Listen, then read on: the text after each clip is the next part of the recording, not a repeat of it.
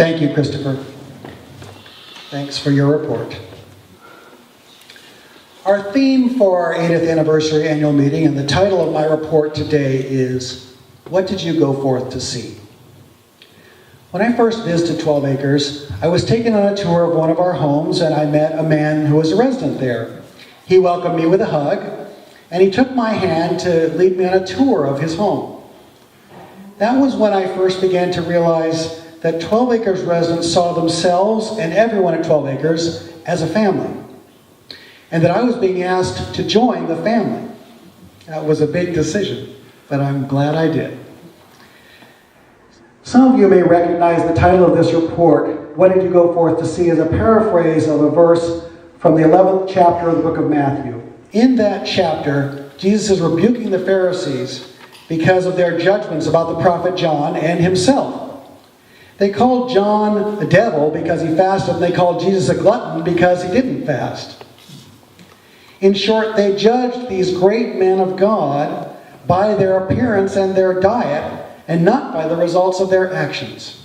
So they were inconsistent and very much mistaken in their judgments.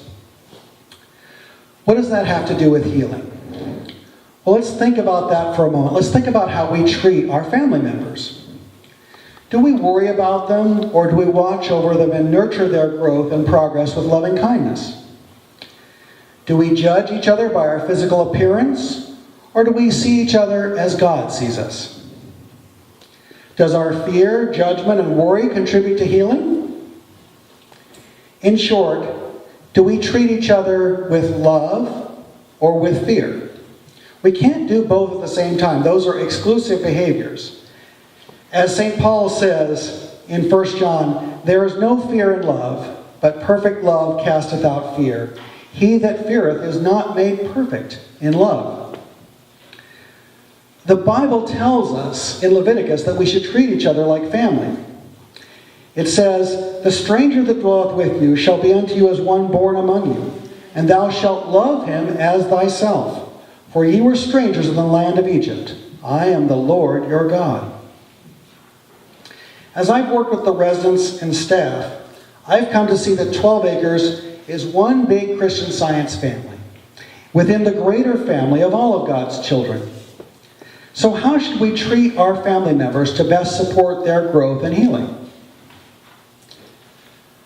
Our goal in caring for the residents and educating them is to enable them rather than disable them. One way that we do that is to assess their abilities and needs, the abilities and needs of each resident, by looking at them spiritually rather than materially. In our assessments, we follow the biblical model, the one that the Lord gave the prophet Samuel when he was looking for a king for Israel. It's recorded in 1 Samuel that God told Samuel, look not upon his countenance or on the height of his stature, for the Lord seeth not as man seeth. The Lord looketh on the heart.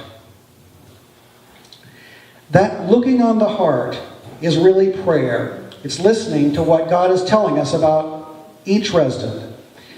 And then when we do what God tells us to do to help them, we see the results in healing. Let me give you an example of how we care for the residents in ways that enable them to be more independent. Some time ago, a new resident who had not been walking arrived at 12 Acres. One of our loving managers looked at him and could tell that he wanted to get up. Because she was loving and she was alert, she sensed his unspoken wish. And she asked him, would you like to get up out of that wheelchair? Well, when he nodded yes, she and another of our staff helped him to get up. And he was able to walk with 2 staff members to help him. A short time later, he was able to walk with only 1 staff member. And not long after that, he was able to walk by himself. What that manager did, her prayerful spiritual assessment of the resident, looking beyond the physical picture into his heartfelt wishes, is an integral part of care and healing because it recognizes and reinforces the abilities of the person you're helping. As Mrs. Eddy wrote in her book, Science and Health with Key to the Scriptures, the metaphysician, making mind his basis of operation, irrespective of matter, and regarding the truth and harmony of being as superior to error and discord, has rendered himself strong instead of weak to cope with the case. And he proportionately strengthens his patient with the stimulus of courage and conscious power.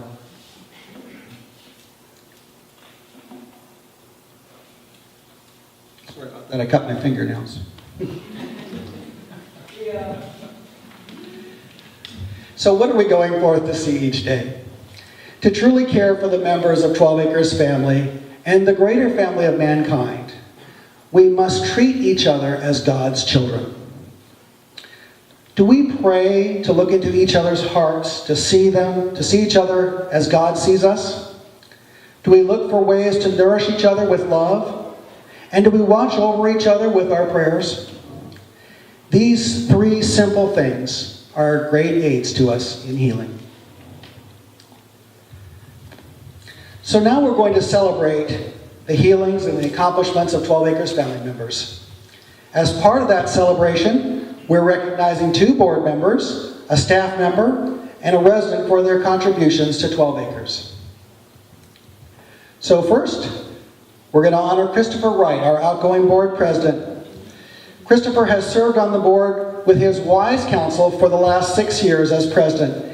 He became president after serving for, I think it was all of about 6 months on the board. It was a real baptism, a very quick baptism for him.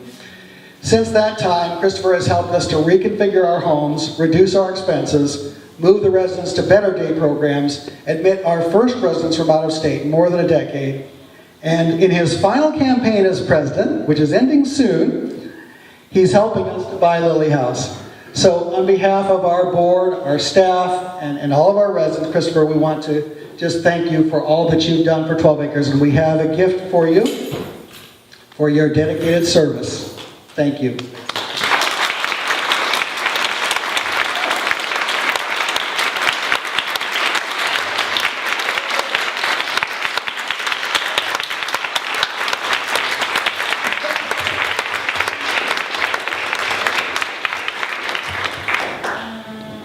Our next honoree is Andrea Moon. Andrea, would you come up, please?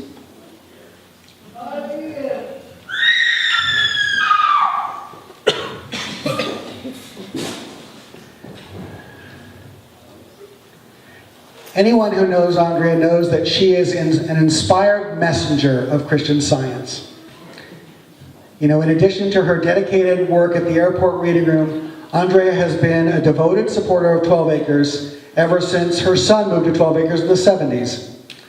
She served as an officer and member of our 12 Acres Parents and Guardians Association and is now serving and has served in the past several times as a member of our board. I understand that in the 70s, when my predecessor, Bob Kaler, was here, that Andrea was the one who convinced him to go out on the road and spread the message of 12 Acres, which brought us many donors, donations, and supporters, some of whom still are supporters today. So we're very grateful for many, many things. Really, I can't even mention all the things that Andrea has done for the cause of Christian Science, but just a few of them today. We are honoring you, Andrea, and we are so grateful for all that you have done. And so we have this gift for you.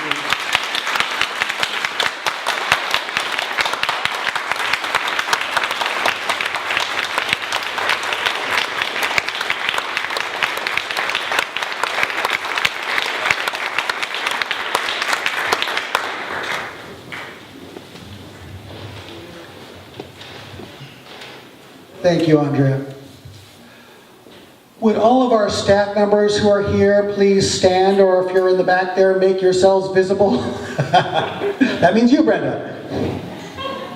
All right. So, you know, we just are very blessed to have very many dedicated staff members, some of whom have been with us for many, many years. Would you please give all of them a round of applause?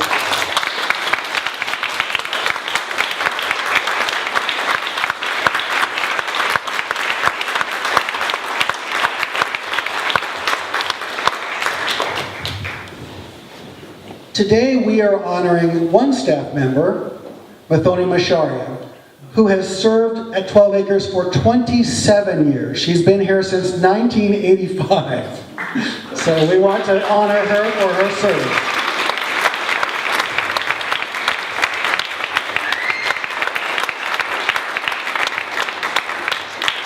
Mathoni is the manager of Rayburn and Bucknell Houses, and she has witnessed and participated in many of the healings that you've read about in our newsletter. She was the manager who I mentioned earlier, who saw the resident's desire to walk and helped him to do so. So, Mathoni, we thank you for your service and for all the loving kindness that you have given all of us. So we have this gift for you. Thank you.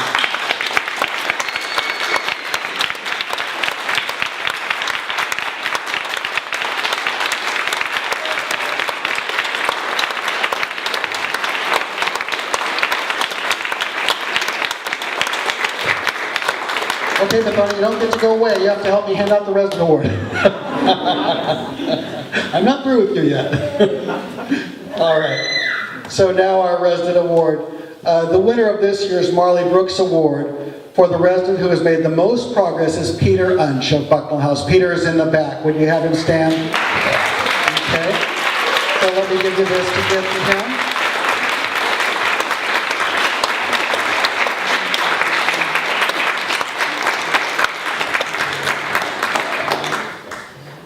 Peter is being given this award for his continual expression of joy and his willingness to share it with everybody.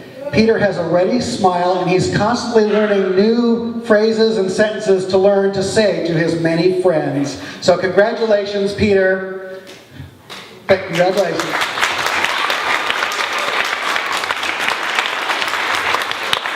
And I just want to say thanks to both Mathoni and Linda Babcock. Linda, thank you. Linda's our acting program director. So thank you so much for all that you have done. To paraphrase the book of Matthew, well done, thou good and faithful servants. Now we come to the highlight of our celebration, Jill's lecture. And I see we're even early. I love being early. All right. So, this lecture is sponsored by the First Church of Christ Scientist, Los Altos, which is located just up the street at 401 University Way in Los Altos. Free Christian Science literature are available at the table in back, where Paula is, and also at the church, and at the church reading room that's located at 60 Main Street in downtown Los Altos. Jill has been a Christian Science healer for most of her life, and has been in the public practice of Christian Science healing for more than 25 years. She's faced and overcome many challenges for herself, her family, and many others who have called upon her for spiritual healing. I can tell you that we call upon her periodically for support for 12 Acres, and she's very effective. So we're very grateful for your support, Jill. Jill lives with her husband, Paul, a teacher of Christian Science in Tucson, Arizona. And Jill's a former member of our board, as you heard, and is a member of the Christian Science Board of Lectureship. Today, Jill will be giving us a lecture entitled, God is Speaking. Are we listening? Please welcome Jill Grimes.